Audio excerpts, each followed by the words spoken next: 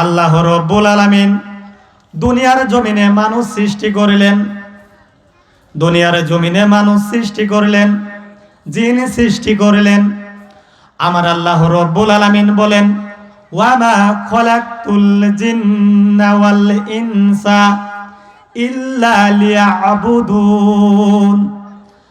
আমার আল্লাহ রাব্বুল আলামিন ডাক দিয়া কয়, ও দুনিয়ার মানুষ, তোমরা জানো না আমি আল্লাহ রাব্বুল আলামিন দুনিয়ার জমিনে মানুষ সৃষ্টি করেছি, জিন সৃষ্টি করেছি। এর কারণে একটা উদ্দেশ্য আমি আল্লাহর। এই উদ্দেশ্যটা কি রে বাবা?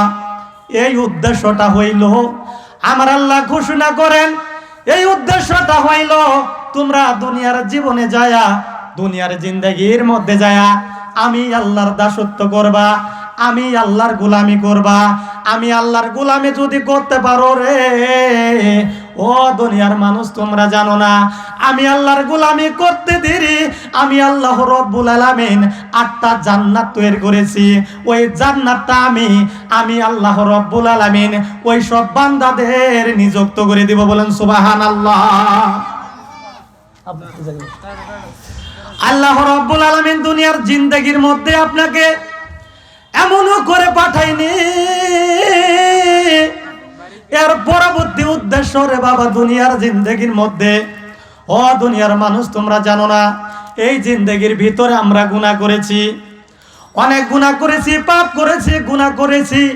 আমাদের বয়স প্রায় 40, আমাদের বয়স হয়ে গেছে 30, আমাদের বয়স হচ্ছে 50, আমাদের বয়স হয়েছে 60। ওরে বাবা আমার বয়স 80 বছর হইল, তারপরও আমার আল্লাহ রাব্বুল আলামিন দুনিয়ার মানুষদেরকে আশ্বাস দিয়েছে, গো তোমরা যদি তোমার দাড়িগুলো চুলগুলো পেকে গেছে, তারপরও আমি আল্লাহ রাব্বুল আলামিনের দরবারে যদি একটাবারের জন্য তওবা করতে পারো রে, আমি মহান আল্লাহ রাব্বুল আলামিন আমি তোমার সাথে সাথে জীবনের গুনাহ সমূহ মাফ করে দিব। বলেন সুবহানাল্লাহ।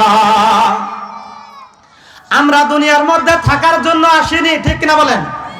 একজন কাজ করেন, আমরা দুনিয়ার ভিতরে থাকার জন্য আসিনি। এই দুনিয়ার ভিতরে আমরা এসেছি, একদিন চলে যাব রে বাবা। চক্ষু দুটো যদি বন্ধ হয়ে যায়, এই চক্ষু বন্ধ হইলে বাবা তোমার আর কেউ নাই। ও দুনিয়ার মানুষ তোমরা জানো না আল্লাহ রাব্বুল আলামিন বলে, ও দুনিয়ার মানুষ আমি আল্লাহর গোলামি যখন করবা গো, আমি আল্লাহর দাসত্ব যখন করবা, তার সাথে তোমাদেরকে একটি বিষয় আমি একটা কথা জানিয়ে দিতে চাই। তার সাথে আমি আমার রাসূলের যদি কেউ গোলামি করতে পারো রে, আমি আল্লাহ রাব্বুল আলামিন আমার রাসূলের গোলাম হওয়ার কারণে আমি আল্লাহর সাথে সাথে রাজি। বলেন সুবহানাল্লাহ। ভাই কুদিন না। ও দুনিয়ার মানুষ আমার রাসূলের গোলামি কেমন করে করবেন রে বাবা? আমার রাসূলের গোলামি করলে লাভ কি? আমার আল্লাহ রাব্বুল আলামিন বলেন, ইয়া আইয়ুহাল্লাযীনা আমানু আতিউল্লাহা ওয়া আতিউর রাসূল। বলেন সুবহানাল্লাহ। আমার আল্লাহ রাব্বুল আলামিন বলে, আমার রাসূল আমি আল্লাহর আনুগত্য করো, আমি আল্লাহর আনুগত্য করো, আমার রাসূলের আনুগত্য করো।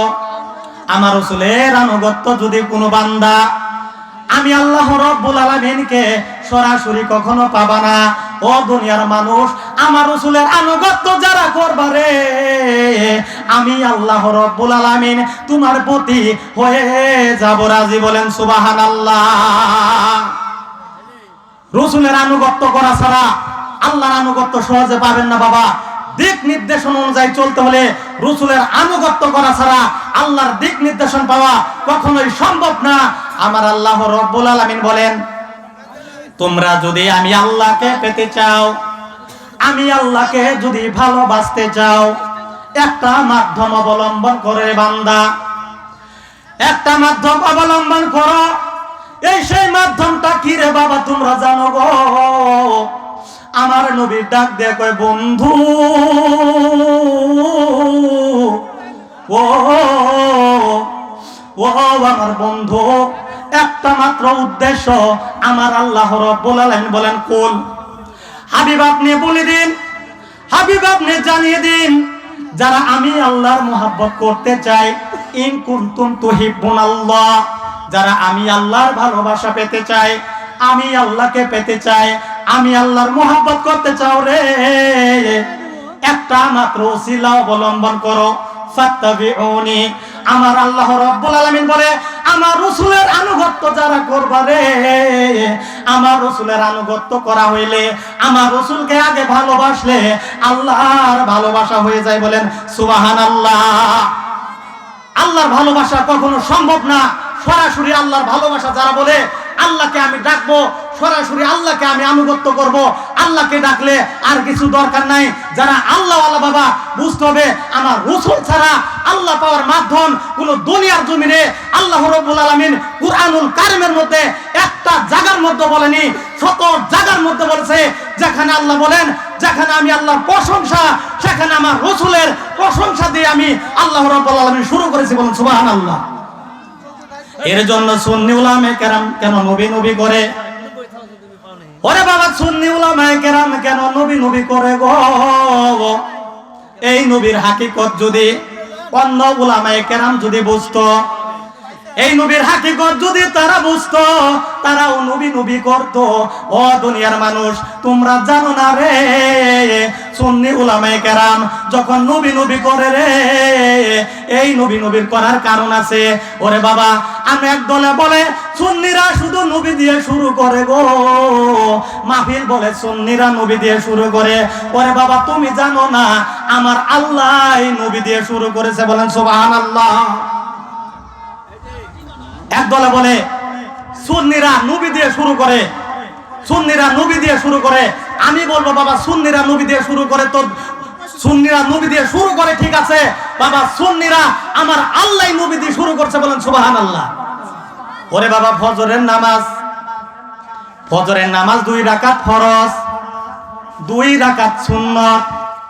যখন নামাজ বন্টন করা হয়, আল্লাহ রাব্বুল আলামিন ওই মেরাজের মধ্যে আমার নবীকে যখন মেরাজের মধ্যে ডেকে নিয়ে নামাজ বন্টন করে দিলেন, আমার আল্লাহ রাব্বুল আলামিন ডাক দিয়ে কয়, বন্ধু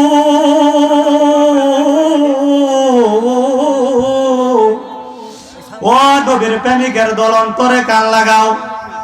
ইয়া রাসূলুল্লাহ, ইয়া হাবিবাল্লাহ, আপনি নামাজটা ভাগ করে নেন গো, আপনি নামাজটা ভাগ করে নেন।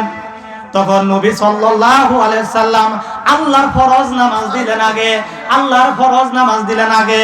ওই ফরজ নামাজটা আগে দিলেন কারণ আমার আল্লাহ বলতেছে, ইয়া রাসূলুল্লাহ, ইয়া হাবিবাল্লাহ, নবী গো, আপনার জন্য আমি কুল কায়নাত সাজাইছি, কুল মাখলুকাত আপনার জন্য আমি সব কিছু সাজিয়েছি। আপনাকে সৃষ্টি না করলে আমি দুনিয়ার জিন্দেগির মধ্যে কোনো কিছু সৃষ্টি করতাম না। বলেন সুবহানাল্লাহ। আমরা আল্লাহ বলেন আপনার জন্য কুল কায়নাত সাজিয়েছি, আপনাকে সৃষ্টি না করলে দুনিয়াতে কোনো কিছু সৃষ্টি করতাম না। আপনার সুন্নতকে আমি আগে দিলাম কারণ আপনার সুন্নত পরে যারা সুন্নত পরে আপনাকে খুশি করবে, তারপরে আমি আল্লাহ হয়ে যাব খুশি। বলেন সুবহানাল্লাহ। এর জন্য বাবা সুন্নিরা নবী নবী করে, একদলে নবীর শান বুঝে না। ওরে বাবা, ঈমানের মূল হইল নবী, নবী ছাড়া কোনো উপায় নাই। এই নবীকে যদি ভালোবাসতে পারো রে, আমার নবী হাদিস শরীফের মধ্যে বলেছেন, শাফাতি লি আহলিল কাবাইর মিন উম্মতি। ও দুনিয়ার মানুষ, তোমরা জানো না যেসব উম্মত আল্লাহর জমিনে গুনাহ করেছে গো, আল্লাহর জমিনে গুনাহ করেছে, গুনাহ করার পর আল্লাহর জমিনে কেঁদেছে, তারপরও আমার আল্লাহ মাফ করেনি। আমার নবী ডাক দিয়ে কয়, ওই শ্রেণীর ওই ধরনের আলেম, ওই শ্রেণী ওই ধরনের মানুষদের জন্য আমি নবী তাদের ডান হাত ধরে ধরে আমি নবী সুপারিশ করে করে ওই মহান আল্লাহর গুসাকে পানি করে ওই উম্মত গুলিকে আমি জান্নাতে দিয়ে দিব। বলেন সুবহানাল্লাহ। তাহলে বুঝতে হবে এই নবীর শান। এর জন্য বাবা নবী ছাড়া উপায় নাই। যদি আল্লাহকে ভালোবাসতে চাও, আল্লাহ বলে আমাকে ভালোবাসতে হলে আগে রাসূলের আনুগত্য করো। আমার রাসূলের আনুগত্য যদি করতে পারো, আমি তোমাদেরকে দুনিয়ার মধ্যে 2টা পুরস্কারের ব্যবস্থা করে দেব। বলেন সুবহানাল্লাহ। একটুটা দরুদ পড়েন, আল্লাহুম্মা